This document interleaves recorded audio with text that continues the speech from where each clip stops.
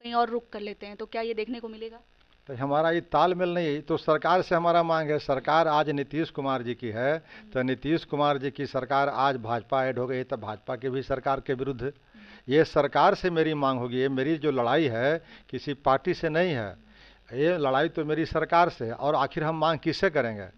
इस सरकार ने ही लाया, और जो सरकार आज मौजूदा है तो उसी से न हम अपनी मांग रखेंगे। अब उस मांग को किस रूप में सरकार पूरा करती है, अगर पूरा नहीं करती है तो 110 जाति के लोग गोलबंद होकर के आगामी लोकसभा के चुनाव है, आगामी विधानसभा का चुनाव है, उसको खामियाजा हम अभी भुगतना एमएलसी होगा। फ्लैट के पास हैं और हमारे साथ रामबली सिंह चंद्रवंशी जी हैं। ये अपनी सदस्यता से निष्कासित हुए हैं। इनसे पूछेंगे आखिर ये पार्टी में इतनी उथल पुथल क्यों है, आरजेडी एकदम शांत क्यों नहीं नजर आ रही? कभी सरकार गिर गई है, कभी ये हो रहा है, क्या कहिएगा इस पर?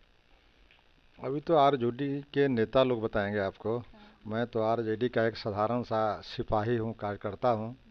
मेरा कंसर्न है, मैं जिस वर्ग से आता हूँ अति पिछड़ा, उसके 110 जातियों को सवाल से मेरा कंसर्न था, और उसी कंसर्न के लेकर के पार्टी मेरी सदन की सदस्यता समाप्त करने तक की कार्रवाई की है। तो इसलिए मेरा कंसर्न वहाँ है। और जो अखबारों के माध्यम से या जो मीडिया के माध्यम से परोसे जा रहे हैं कि रामबली जी ने दल के विरुद्ध में आचरण किया इसलिए इनकी सदस्यता चली गई, वस्तुतः यह बात नहीं है। यह तो उस हाथी के दिखाने वाले दांत की तरह है, जो दांत सिर्फ दिखते हैं, वो खाना खाने में हेल्प नहीं करते हैं। खाना खाने वाला हाथी के दांत दूसरे होते हैं।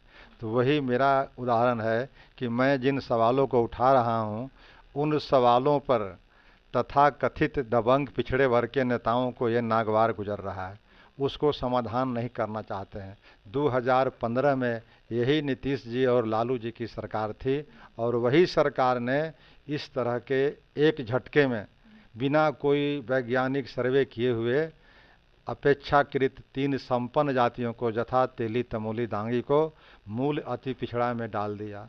अब मूल अति पिछड़ा में डालने से क्या हुआ कि इनके जो अधिकार थे वो इनकी हकमारी शुरू हो गई।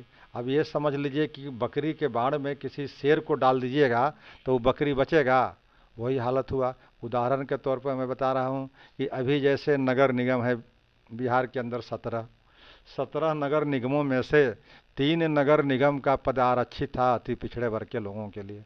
वह तीनों अति पिछड़े वर्ग के में से तेली जाति हड़प लिया। आज 3 ही नहीं हड़पा वो, और 4 सामान्य श्रेणी से भी लेकर के, यानी 17 में 7 लेकर के वो आगे फिर उसको आप इस अति पिछड़ा वर्ग में डाल दिया।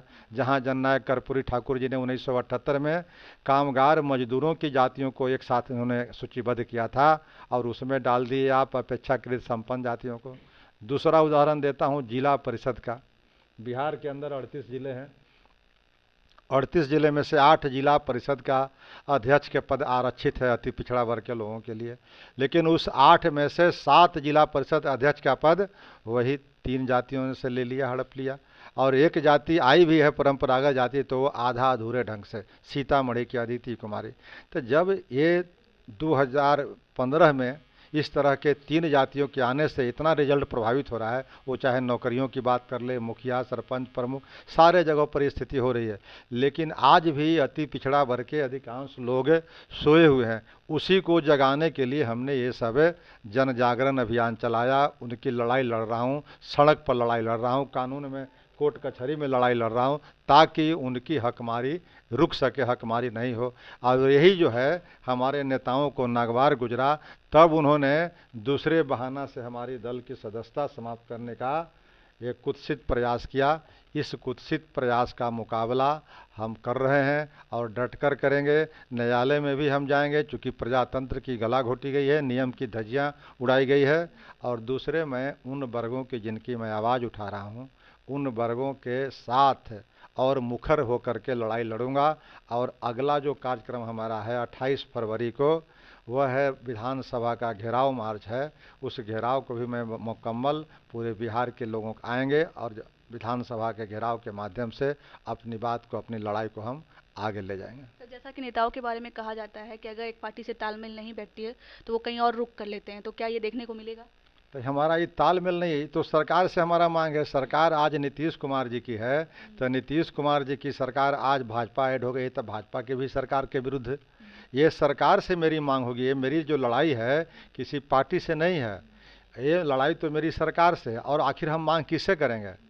इस सरकार ने ही लाया, और जो सरकार आज मौजूदा है तो उसी से न हम अपनी मांग रखेंगे।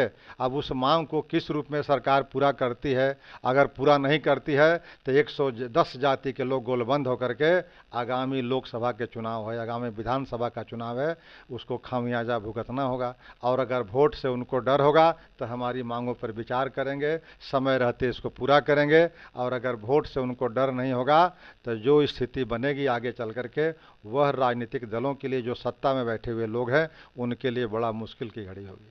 सर आजकल का सबसे बड़ा सवाल है कि 12 तारीख को फ्लोर टेस्ट होने वाला है, उसको लेकर के क्या कहिएगा? अब फ्लोर टेस्ट में देखिए बहुत सारी चीज़ें मैं नहीं कह सकता, इसलिए कि 7 विधायकों का मात्र अंतर है। और अगर कुछ विधायक इधर से उधर चल गए, उधर से इधर चल गए, जो आजकल देखने को मिल रहा है, तो उसमें तो कुछ भी रिजल्ट हो सकता है। लेकिन फिर भी संभावना मुझे नहीं दिखता है कि कहीं पर फ्लोर टेस्ट करने में दिक्कत होगी। बावजूद उसका आगे का देखिए। आज रोहिणी आचार्य का एक ट्वीट आता है, वो कहती हैं कि जदयू के 14 से 17 विधायक जो है वो गायब है, यानी कि समझ लीजिए कि बिहार में तेजस्वी सरकार बन गई। अब ये सब तो मीडिया को चूँकि 24 घंटे दिखाना है, अपना टीआरपी बढ़ाना है, तो इसलिए किसी न किसी का बयान लेकर के आप लोग चलाते रहते हैं। उन सब बयानों पर, उन सब कयासबाजियों पर मेरा कोई प्रतिक्रिया नहीं होगा। चलिए, बहुत बहुत धन्यवाद। तो आपने इनको सुना, बाकी आपकी क्या राय थी आप ज़रूर बताइएगा। तब तक के लिए धन्यवाद।